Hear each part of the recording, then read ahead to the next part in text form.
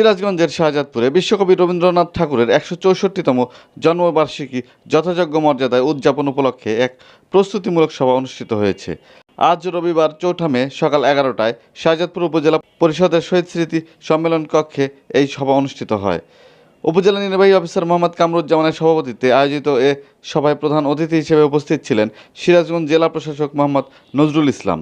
বিশেষ অতিথি হিসেবে উপস্থিত ছিলেন অতিরিক্ত জেলা প্রশাসক গণপতি রায়, সহকারী কমিশনার ভূমি মোহাম্মদ মুশফিকুর রহমান, উপজেলা স্বাস্থ্য ও পরিবার পরিকল্পনা কর্মকর্তা ডাক্তার শারমিন আলম, উপজেলা কৃষি কর্মকর্তা জেরিন আহমেদ, শাহজাদপুর থানার ভারপ্রাপ্ত কর্মকর্তা মোহাম্মদ আসলাম আলী প্রমুখ।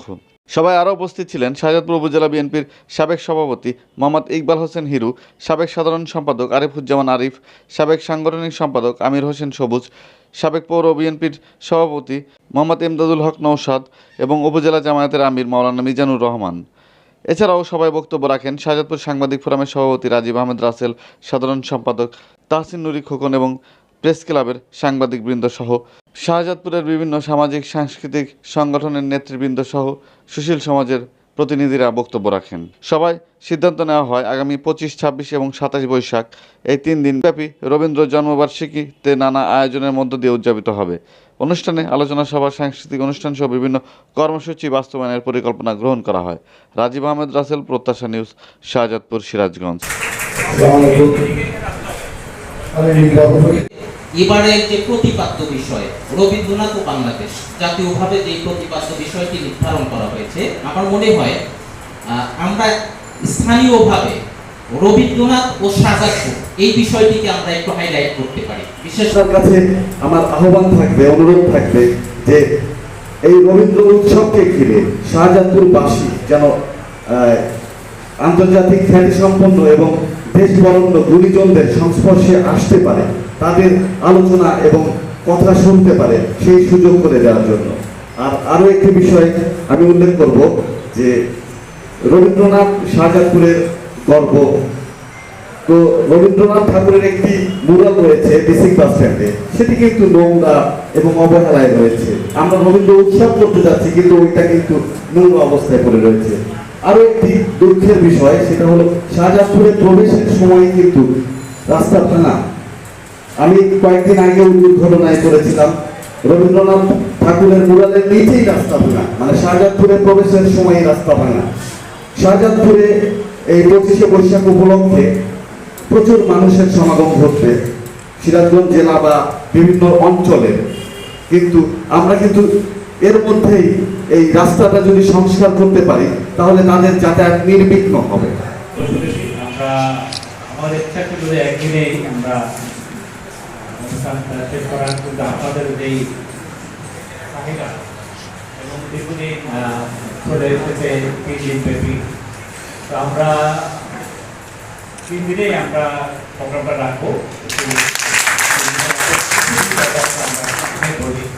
আমরা কতদিন আলোচনা সভা হবে, সবাই সেখানে আমাদের প্রবন্ধ উপস্থাপনা হবে, আলোচনা হবে। আমরা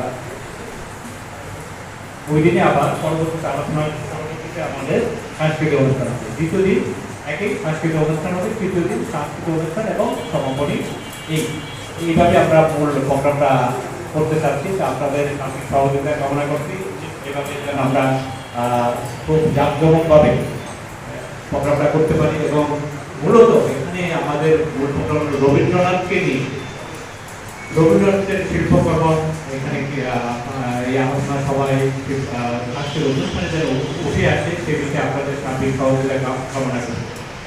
এই জন্য আমরা চিন্তা করেছি আমরা এখানে প্রধান অতিথি হিসেবে আমি প্রস্তাব করছি যে এখানে রবীন্দ্র বিশ্ববিদ্যালয়ের যে উপাচার্য আছেন ওনাকে আমরা প্রধান অতিথি করতে পারি কি আমরা বলতে পারেন। এছাড়া আমাদের আরো প্রবন্ধ যদি আমাদের রবীন্দ্র বিশ্ববিদ্যালয়ে যদি বাংলা বিভাগের যেমন কোনো অধ্যাপক বা শিক্ষক যিনি যে কোনো একজন প্রবন্ধ উপস্থাপন করতে পারেন, পরবর্তীতে প্রবন্ধ নিয়ে আলোচনা হতে পারে, এই বিষয়ে আপনাদের কাছে পরামর্শ চাচ্ছি। আপনারা যদি একদিন করেন তাহলে আমরা এইভাবেই আমাদের প্রোগ্রামটা শেষ করবো। পরবর্তীতে দ্বিতীয় দিন সাংস্কৃতিক অনুষ্ঠান হবে, তৃতীয় দিন সাংস্কৃতিক অনুষ্ঠান এবং সবাই যে সমাপনী অনুষ্ঠান হবে। এই মোটামুটি আমাদের প্রোগ্রামের আউটলাইনটা আমি প্রস্তাব করেছি। এটা হলো আরেকটি বিষয় বলেছেন যে মেলার কারণ এখন সময় একেবারে স্বল্প, আজকে 8 তারিখে মেলায় করার কোনো সুযোগ নেই, কারণ প্রস্তুতি একটা মেলা করতে হলে ব্যাপক প্রস্তুতি না। তো আমরা আপনাদের সার্বিক সহযোগিতা কামনা করছি। আমরা এইভাবেই আমরা প্রোগ্রামটা শেষ করতে চাচ্ছি। আপনাদের সার্বিক সহযোগিতা কামনা করে আমরা